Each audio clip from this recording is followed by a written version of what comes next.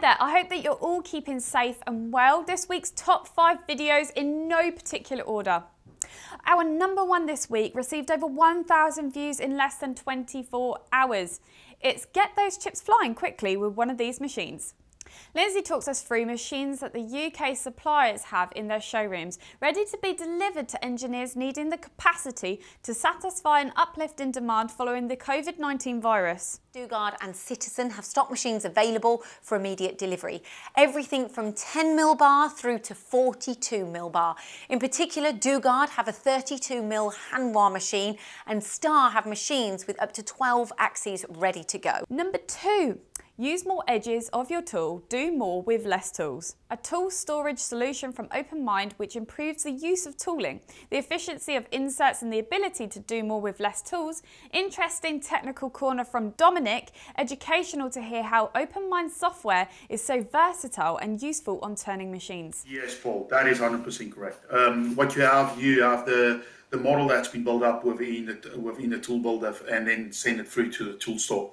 When you've added in multiple cutting points, it gives you different areas that you could cut with the tool. So you can use, for example, you can use a right-hand tool on the main spindle. You can flip it around and put in a second cutting point.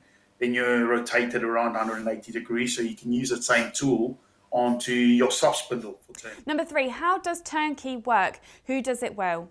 With skills in shortage and companies looking for suppliers to commit to the responsibilities, production engineering solutions and deliver cycle times, a turnkey solution gives machining businesses assurances that they will be able to meet the demands of their customers. To automate because of a lack of skills. There's definitely a lack of skills out in the marketplace, and that is the sole reason for automation. Basically because there's not enough men to run enough spindles. So what customers are asking from us is they want lights out running. They want to be able to knock off at the end of the day and know that the spindle's still running for them. And as a turnkey provider, that's what we put forward. Number 4 is great to see young females working in our industry. Rebecca speaks with Lindsay about machining, machine shops and engineering in general. It's a breath of fresh air to see younger females working within our industry. Hopefully this will influence others going forward.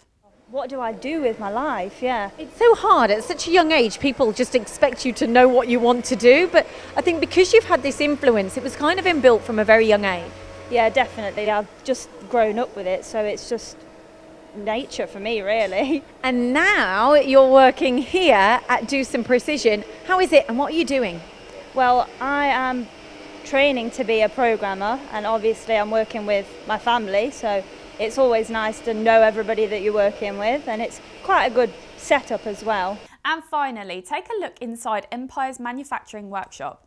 In our MTD Daily, Paul talks with Stuart Wade from Empire Manufacturing. An interesting feature as we tour the machine shop looking at the capacity they offer to the UK industry. Sliding head lathes, VMCs, teach lathes and a gantry loading fixed head machine. Take a look at this. CMZ fixed head machine. To be honest, in terms of capacity right now, this machine's stacked out, so I probably shouldn't show you that just yet. Just before you move away from it, I'm interested to know what that machine's capable of. I mean, you've got a gantry on it, haven't you? So it's completely automated. It's got a gantry and it's also got a bar feeder on there.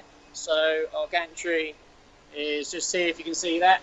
We load all the billets in there. A robot comes and picks them up, takes them over the top, and then it drops them into the work area here.